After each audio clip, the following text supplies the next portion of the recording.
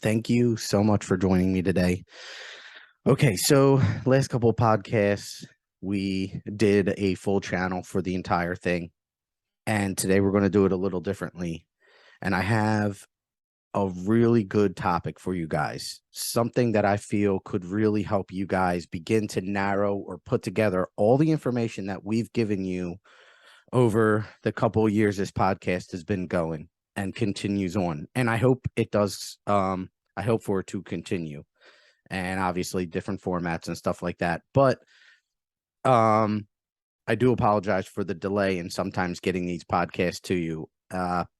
Things have been really busy for me over the past couple years now, I feel. But anyway, let's get down to it. So today's topic is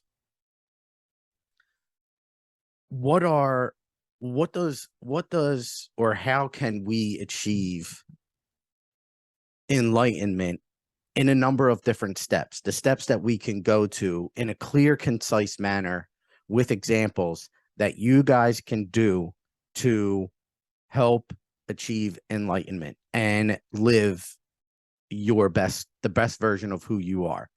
Now, with that being said, some of us, it takes time. All of these steps take a lot of time and continued effort.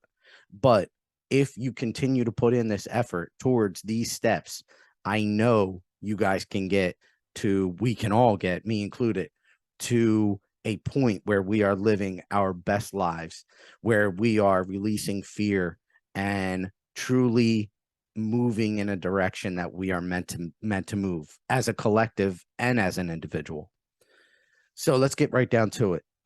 Number one, the first step is meditation and mindfulness. In my opinion, one of the most crucial steps that we can engage in. And I will tell you now that these steps are not in any particular order. However, meditation and mindfulness, I feel, is essential. It just provides it provides us with the awareness, and I know I've said this many times throughout these podcasts, that meditation and mindfulness present you with an opportunity of awareness. And so much happens to us on a daily basis, on a regular basis, where if we're not aware enough, these subtle shifts, and you guys will see as we begin to talk even more about these different topics coming up here, you're going to start to see how important meditation and mindfulness is. And we already have a full-blown podcast on how to do meditation and be mindful. But the more that you practice these two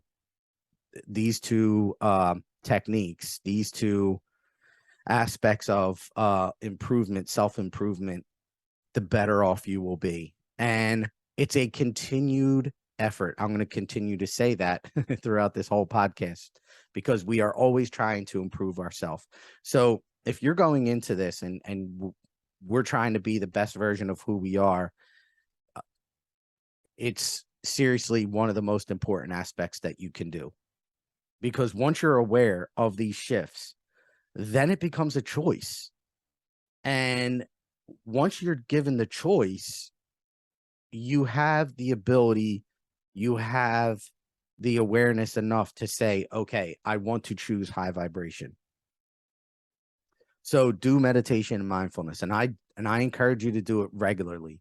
And I will tell you, once you start meditation and being mindful, every person that I know goes through a transitional period where the ego mind makes you think that meditation and mindfulness is not good for you.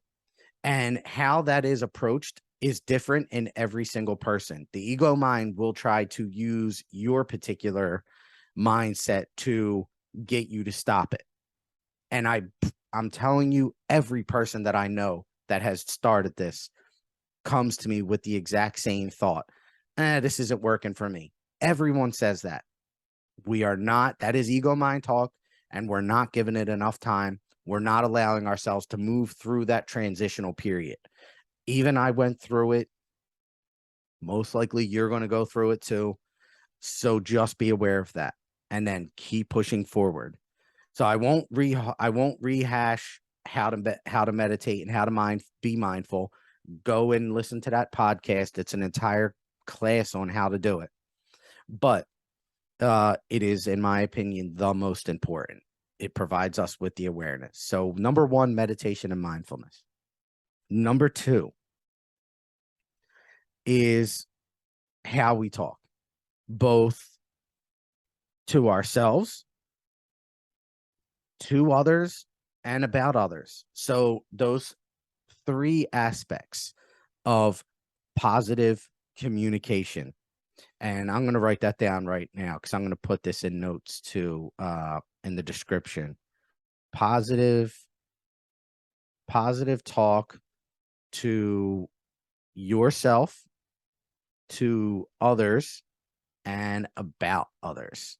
So how are we communicating with all of those aspects? How are you communicating with yourself? How are you communicating with others? And how are you communicating about others? Now, the words we choose are very important. And you guys know my analogy, the triangle, right? You got the thought and feelings, the speech, and the action. Speech is seriously very important. All of them carry an energy. The thought, the feelings, the speech, and the actions all carry a vibration. And if we can be aware enough to begin to shift the words that we use with a more focus, a better focus on positivity. So what does that look like? Rather than saying something is bad, changing that wording to this is not good. That in and of itself carries a better frequency.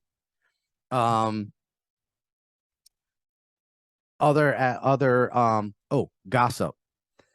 So positive self-talk to you saying IHATE, I don't even like saying that word, carries an extreme amount of energy into whatever you are putting that word on. IHATE, this is extremely low. So how can we shift that?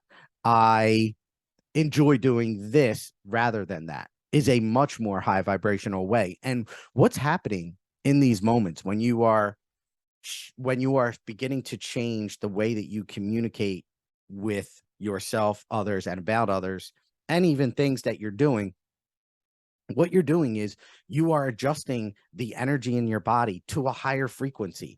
This is extremely important, and all these are, because when you go to a location that is of nature, you go to a park and you can feel the shift in energy in these locations. That is, you are doing the exact same thing when you start to communicate in a more positive way.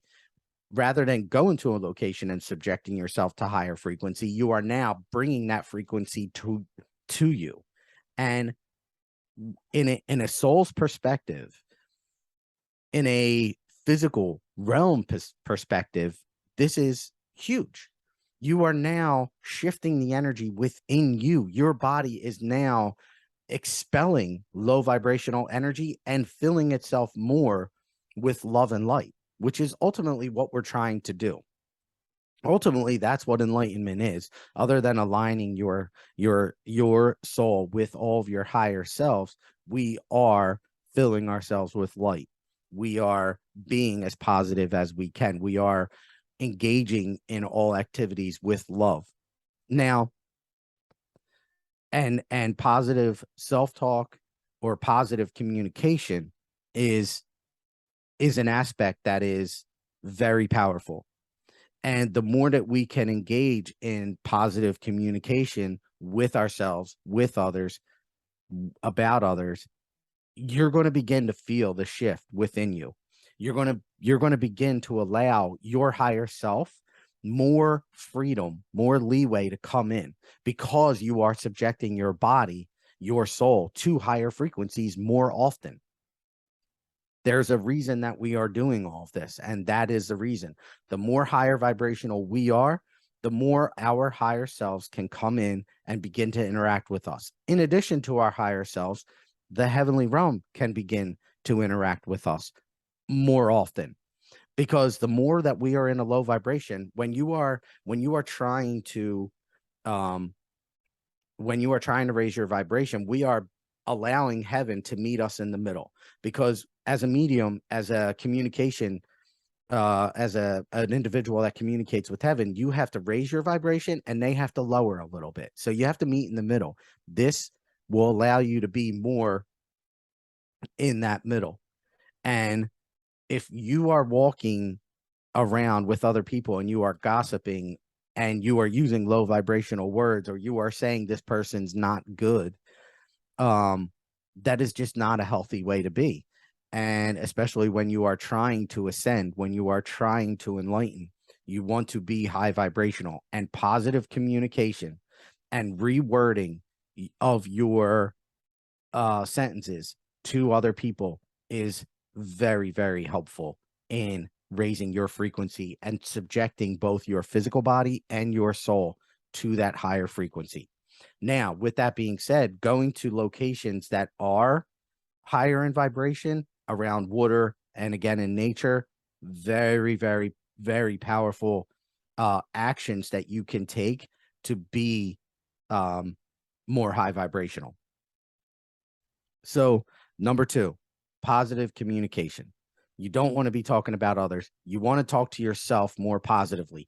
Rather than you saying I'm damaged or I'm hurting, you don't want to do that. You want to say I am healing, which carries a much better frequency with it. Because to be honest with you, we are all healing.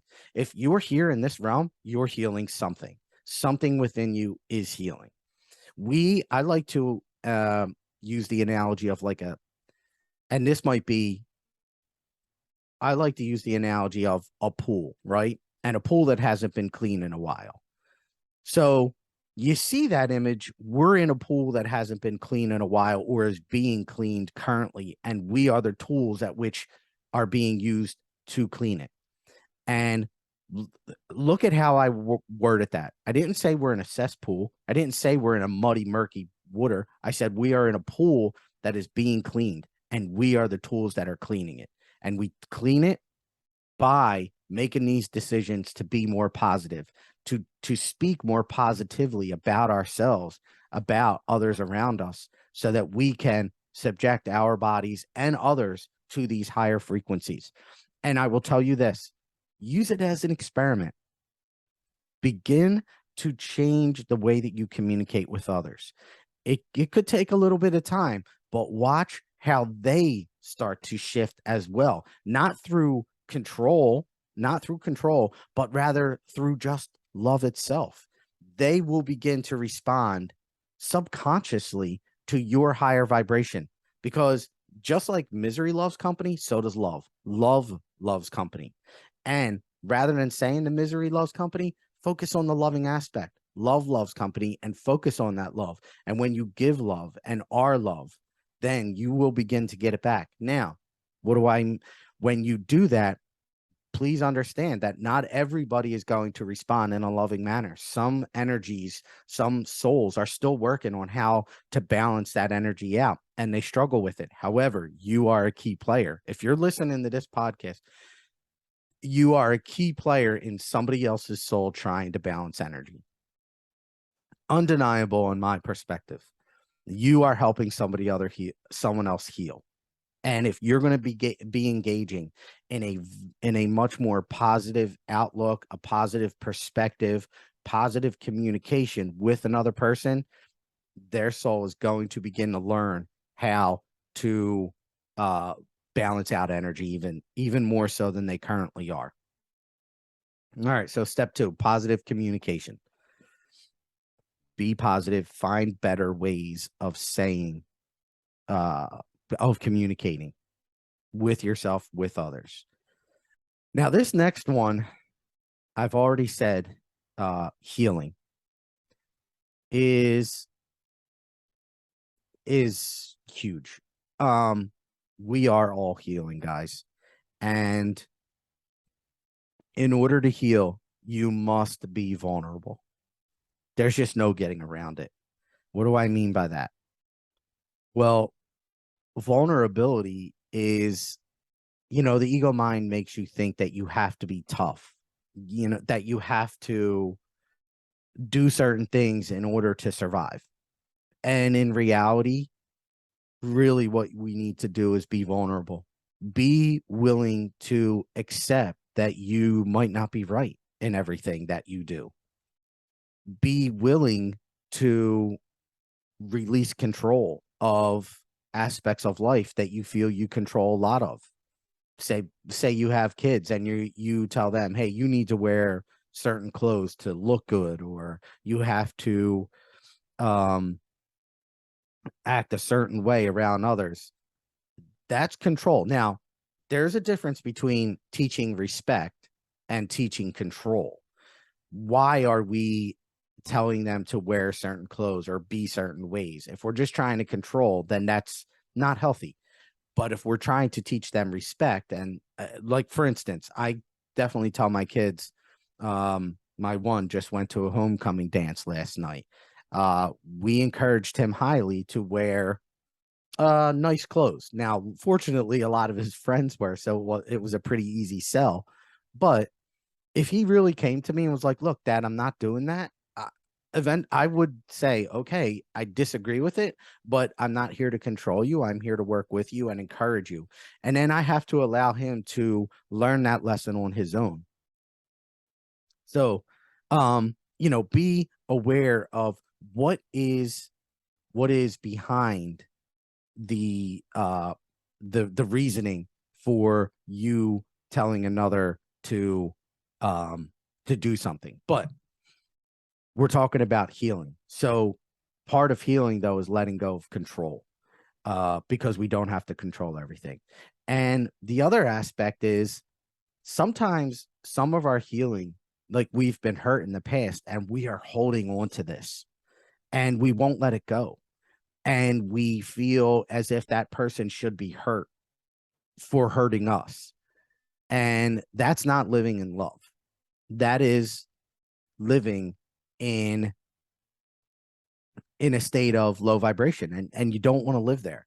So healing, you want to be vulnerable. And when I say vulnerable, that means you might have to relive some of that emotion again because we just stuffed it down so low. And that's not healthy.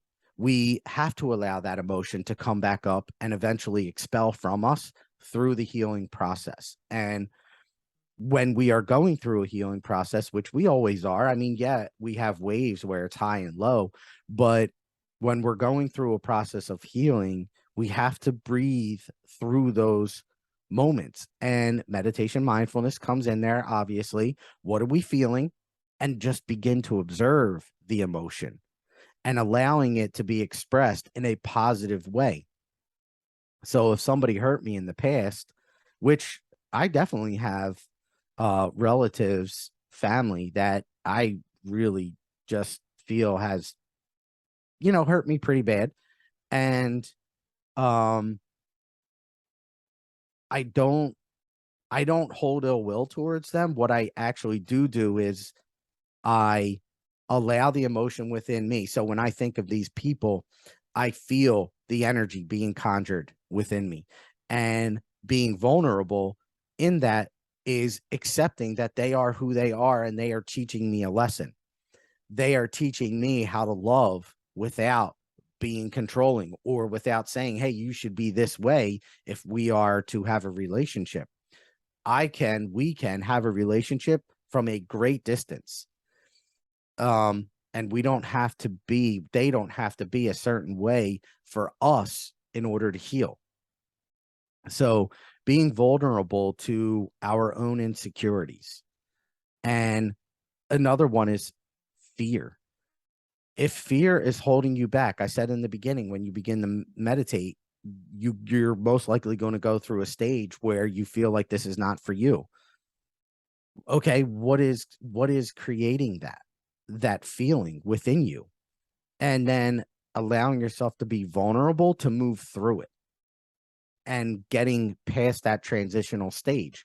So, but healing is huge. And sometimes we're healing aspects of ourselves that are from another lifetime. I have several friends that have healed um, from past lives that they didn't even realize they had. And I've talked about them on the podcast, but being vulnerable and allowing yourself to experience that energy, even if you don't know where it's coming from, is very, very healthy and very needed in order to allow that energy to finally move.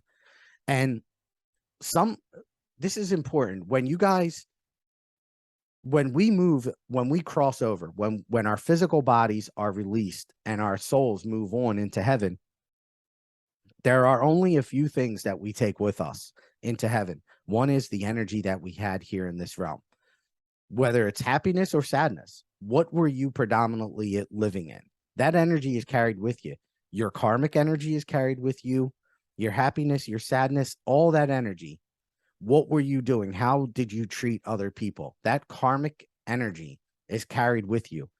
The dominant energy that you had, like I said, in happiness, sadness, is carried with you.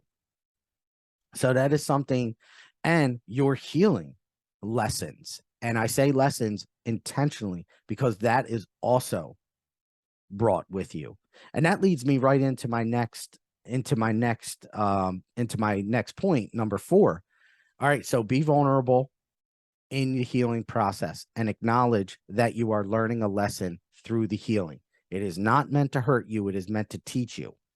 So, and being vulnerable in that lesson or to that lesson will help you greatly move past it. Now, that was number 4, healing and vulnerability. Number 5 is letting go and moving on in forgiveness, which is also an aspect of healing. So I told you guys about family members that have really done some things to me that I'm not a fan of. Talked about my brother a lot, and I forgive him for what he has done, but I also really move on and let go in that forgiving aspect. I don't necessarily, we're not very close. We might talk when we're around each other, but we're not close at all. But I don't hold that emotion anymore when he is around. That is because I was able to let it go. I expressed it in a positive way. We had a discussion and I let it go and I forgave him, and now I'm moving on in love. And that is important for a lot of us. There's another family member that I have that I don't really communicate with anymore, but I don't hold ill will towards her. I simply say, hey, it's an energy I just choose not to be around, but I do love her very much. And when we are letting go of emotions, when we are forgiving both ourselves and others for whatever has occurred in your life, you are beginning to forgive not the action, but the soul and the person. And you're letting go of all that has occurred, not for them necessarily, but for you, so that you can move on with greater energy, with more high vibrational energy. And I view everything in this realm, or try to, from a higher perspective. And that perspective is from the soul. What is the soul getting? Okay, so I have an occurrence happen to me, whatever that is. I have someone yell at me for whatever reason. They're not having a good day and they're not very nice to me. Okay, what can I learn from that? What is that soul going through at that moment that they just expelled onto me? But I don't hold it. That energy, when it's released, that definitely can stick on you if you allow it to. If you absorb it and then you begin to allow that to conjure that more low vibration within you. So if someone yells at you and you can feel that energy, this is where meditation, mindfulness come in. You could feel that energy coming up within you. That's a trigger and we're not letting go. So we immediately, because we are aware, created through the meditation mindfulness, we immediately need to, okay, be aware of it and now let go. Okay, you can do this in a number of different ways. You can picture a shield in front of you where things are just bouncing off the shield and not even hitting you, like a bubble of light going around you, and you could just experience the deflection of all that low vibration, because you don't want to hold it. You let it go so that it just moves on. And then you forgive that person. And I get it. Some of you have been through a lot, and you have seriously had some situations that are very low in vibration. But if you're holding on to it and you're not moving in forgiveness, then you're carrying with that healing process that needs to take place. You are not allowing it to take place, and you're holding that energy. Thus, you are going to take that into heaven, and you're going to have to learn how to heal and how to forgive in another way. So the quicker that you can allow those emotions to run through you, expel from you, and then let them go and not hold on to them, the better off you will be, and the less that you carry of low vibration into heaven. Huge moments. And I'll tell you, sometimes, well, not sometimes, the situations that we deal with in this lifetime, in this current lifetime, and in all subsequent lifetimes are a direct result of the energies that we brought with us from a past life. So if you have an occurrence in this lifetime, most occurrences, the major occurrences that happen to you in your lifetime are for a direct reason and solely meant to help you learn how to let go, forgive, heal, and be vulnerable. Those 4 key points are major aspects of most of, if not all of, the major incidents that have happened to you throughout your life. So if you look back at your relationships with the most important people in your lives, your family, your friends that you've had for a long time that you thought were close, definitely here to help you. And if you hold on to that, or hold on to situations as saying you hurt me, you're not healing. They're teaching you. And if you can, here's where we come back with the positive communication. You helped me heal. You helped me learn how to forgive. You helped me learn how to heal. You helped me learn how to be vulnerable, and you helped me learn how to let go. Huge lessons. And if you can redirect your mind to be more positive in those situations and learn from them rather than hold on to that low vibrational energy, you are really filling yourself up with a lot of positivity, with a lot of light, which actually leads me to my let's see here, 1, 2, 3, 5th point: redirection onto positivity. A lot of you guys, while you're going through the healing process, while you are trying to let go, while you're trying to forgive, and while you're trying to be vulnerable, obsess on low vibration. And I will tell you, redirect the mind. I was working with a gentleman for a few months, actually, just recently, who had these obsessive thoughts. And I kept telling him, it's not an argument. You don't want to get into an argument with yourself when you have these thoughts that won't go away. You simply want to just be aware of them. And then this is where meditation and mindfulness come in. Once you're aware, then it's not a battle. You control your mind. You can't control when a thought comes in, but you can control how long you stay on that thought. So once you are aware that this thought keeps coming in, then just redirect it to something that's more positive. So I have a thought that keeps coming in. This person hurt me. Okay. I realize I have that thought. Now this person has taught me how to be vulnerable, how to heal, how to let go, and how to forgive. And that is a beautiful lesson. That has allowed me to be more high vibrational, because I am able to redirect my mind and learn from what has occurred. I had a friend come to me, and they were having a lot of low vibrational thoughts in their relationship. And it was amazing because from this person, what happened was they were getting communication from the spiritual realm, who was sharing information that was actually helping their relationship. It was helping their relationship grow. It was helping her grow in a more positive way. But she was so obsessed with the low vibrational aspects. Well, why is this happening? Well, why is it showing me this? And really, what they were not allowing themselves to do was to be vulnerable and heal through that process. And they just kept, well, they're using low vibrational ways to communicate with me, the spiritual realm. They're showing me low vibrational aspects of our relationship. But I'm like, yeah, but we are obsessing on that low vibration. What is happening as a result of them showing you this?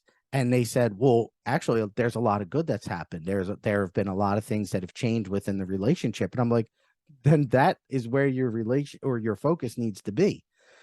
Your ego mind is holding on to these low vibrational aspects, and your unwillingness to let them go and redirect your mind onto the positive aspects that have occurred as a result are holding you back, and your relationship is struggling as a result. And if you find that your mind is doing the exact same thing, become aware of it and then redirect. It's not an argument with your mind. It is not. It is you choosing to focus where you want to focus. And that's what meditation and mindfulness do. They teach you that you are more in control of your mind. I have another friend who takes medication because her mind is so obsessive. Now, I'm not here to tell you that chemical imbalances in the mind don't occur. They do. Fair enough.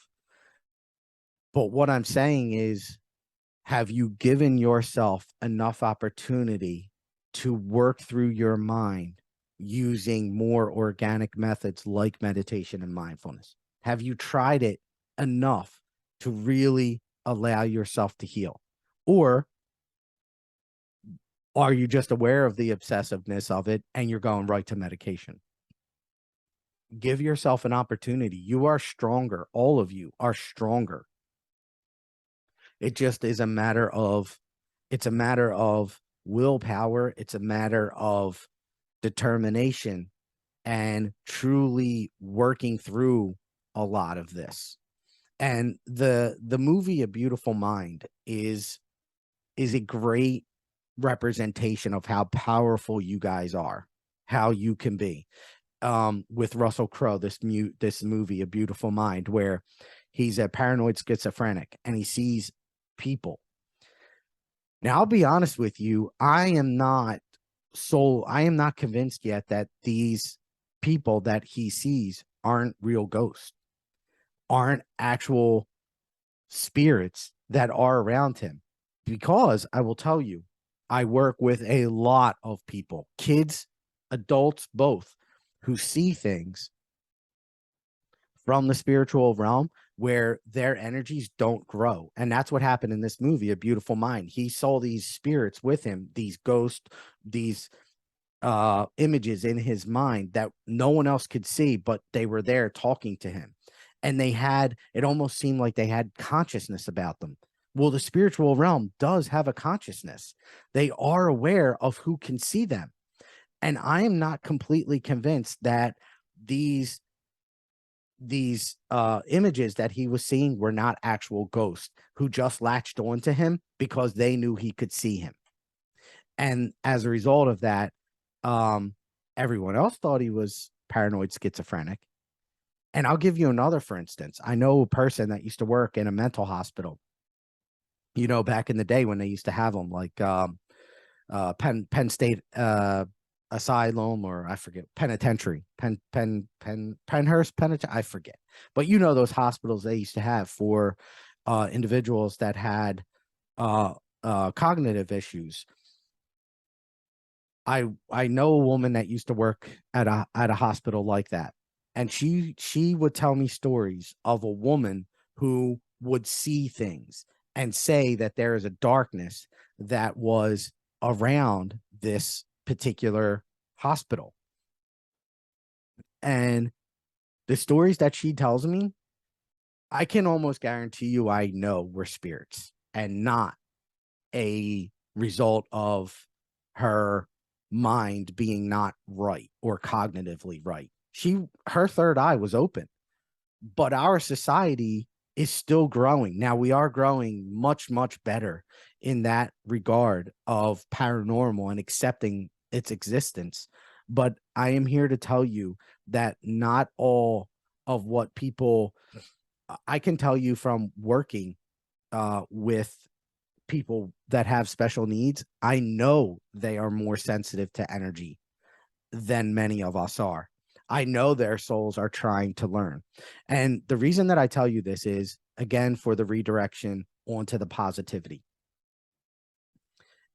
In the show A Beautiful Mind, he learned how to redirect his mind onto more positive aspects. And he was able to then, he won a Pulitzer a Pulitzer Prize for his mathematical equations and how that contributed or affected in a positive way different economic facets. I think he helped, like, I don't know, through one of his equations. I don't know. Watch the movie. The point is, he redirected his mind to be more positive and to focus it in different areas so that he could be more high vibrational. And it is, you guys have that ability, but it starts with your focus, with the redirection of your mind from low vibration to high vibration. I used to walk down my basement. In this, we're talking about redirection onto positivity or letting go. These like three or four, actually almost all of these are all tied together to ego. So the ego is using low vibration to keep you where you are, to keep you low, to keep you stagnant. But so I used to walk down my basement, and this happened for a good year, if not more. Every time I would walk into my basement, I would hear voices, low in vibration, cursing at me, telling me to get away, doing all these things. Now, when I would just redirect my mind, I wouldn't even pay it a mind. I would hear it, and then immediately I would go to God, and I would talk to God. And I'd say, God, hey, thank you, God, thank you. Thank you for allowing me to redirect my mind. Thank you for giving me that tool, that knowledge, that awareness of redirecting my mind. And then I would choose to redirect it. Huge, huge, huge. So I wouldn't focus on that low vibration, but an obsessive mind would. However, obsessive minds, in my opinion, in many, many cases, not all, but many, obsessive minds they're just focusing. They're just, oh my God, I have that thought, and they're focused on why they have it, and it can't get out of their own way. But if you can learn to not fight with that mind, but rather thank it and then redirect over to another area, you will find much more high vibration and much more power in your own mind and working with it. We talked a lot in the past about the what is it, the brain and the nervous system. The nervous system is what we are retraining here. And so right now, the ego mind leverages all the low vibrational aspects of your nervous system to keep you where you are, because it doesn't want you to grow. But if you are aware of that and redirect onto positivity, you are going to find yourself grow very quickly, very quickly. The more that we can allow that light, and the more that we can find ways to be more high vibrational, the more you are allowing, as we said, the higher self and the heavenly realm come and begin to interact not only with you, but through you. And that is huge. Huge. We want the heavenly realm working through us because, as we said, we're in a pool that is being cleaned, and you are the tool. We allow ourselves to be that tool when we are high vibrational. When we are stuck in these low vibrational ways, we are not allowing ourselves to be cleaned and to be used as a tool to clean this realm, and we want to. So be aware of your mind and redirect it onto positivity. I know we're moving through these pretty quickly, and I'm sorry about that, but we're just trying to get through them in a way that is easy for you guys to understand and not overly complicated or discussed. So the next one is overcoming ego. And that really, ego, as we said, is always trying to keep you stagnant. And everything that we just said here really falls in this category where we are being vulnerable, we're healing, we're letting go, we're forgiving others, and we're redirecting our mind. Ego is going to try to get you to not do all of that. Ego is going to try not to get you to communicate positively with yourself, others, and about others. Ego is going to make you, or try to make you, not meditate, not be mindful, because it knows it has a consciousness, which we have said many times, that it's going to, it has a consciousness that wants you stagnant. Now, the other thing that I want to tell you about the ego is that it preys on your weaknesses. Your ego mind knows you very, very well. And I told you earlier about the relationship. This woman needs to heal in in a number of different ways. But the ego mind knows, I've said before, pinpricks you. It knows where to pinprick you. It knows how to push a point so that you question. But if you don't redirect your mind onto the positive, then you are allowing, and you're holding on, you're not letting go of these thoughts, then you are not allowing yourself to move through or overcome your ego mind. Overcoming the ego mind is number 6.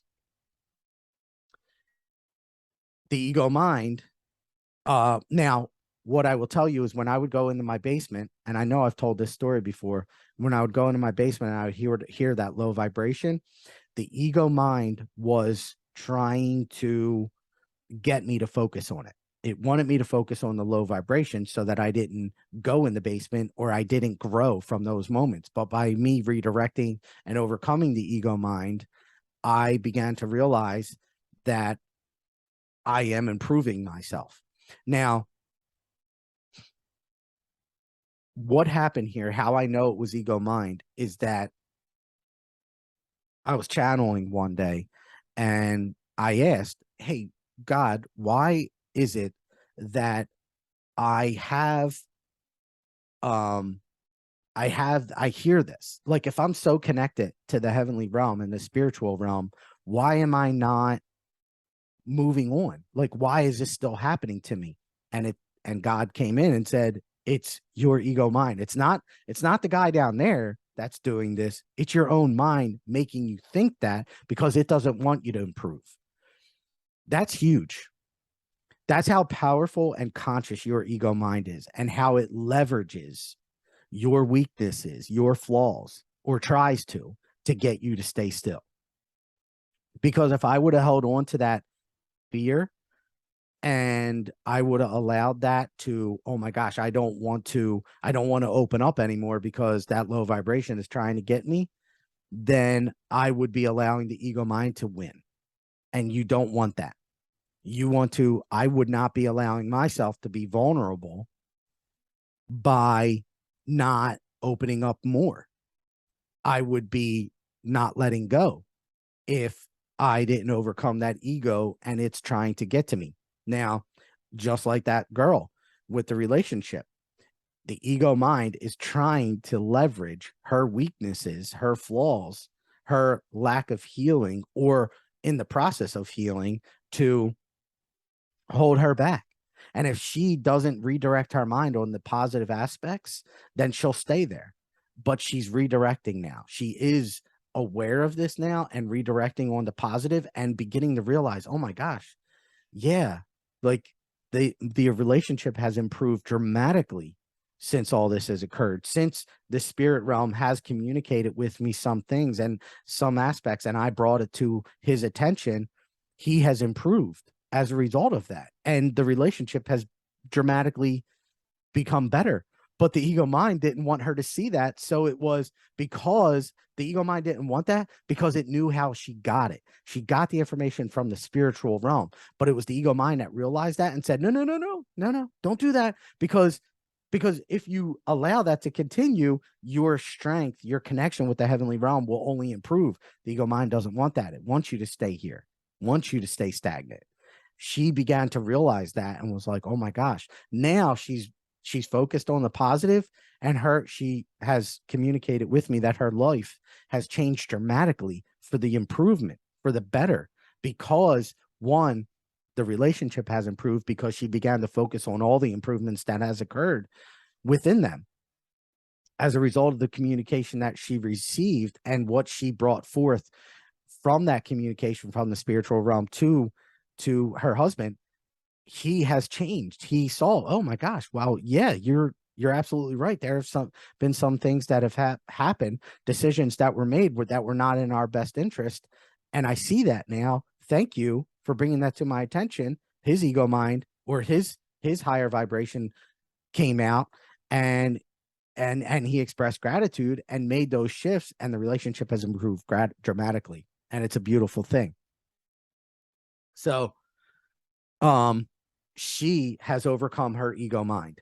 And I will tell you this, as someone that has had many battles with low vibration, they too will use the ego mind and its awareness of what your flaws are to get to you, which brings me to my next point.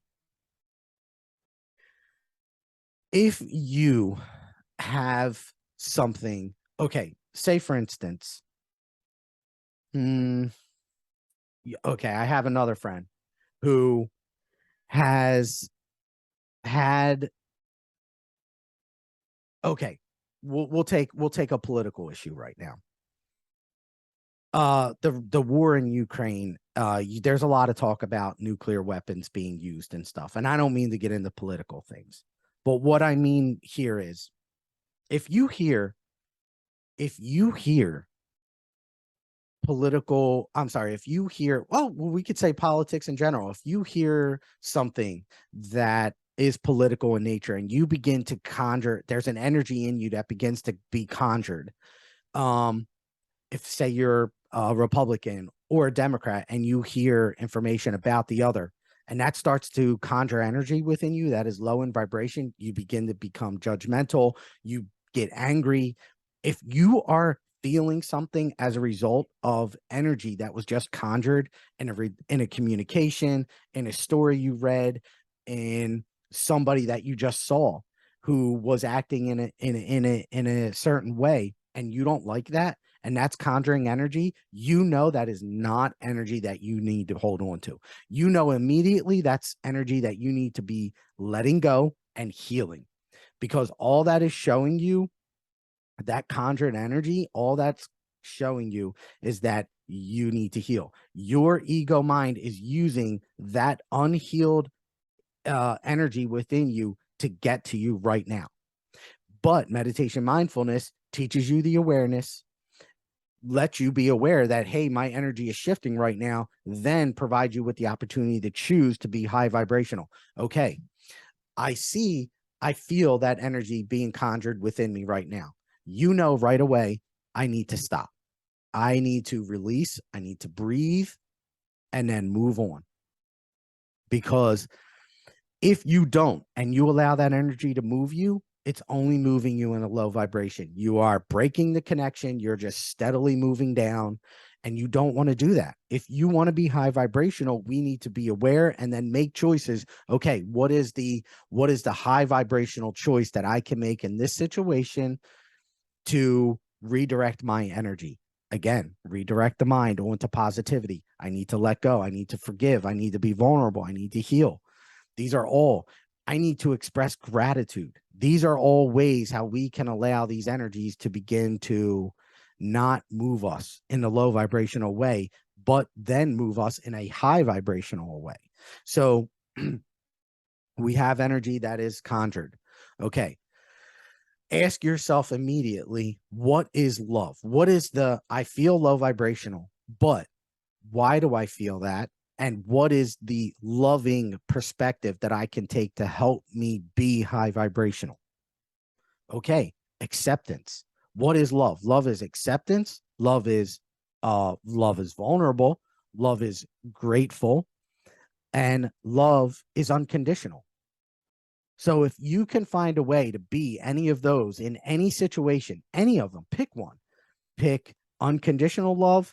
You can unconditionally love someone from a distance. You can unconditionally love someone and still not have them be around you.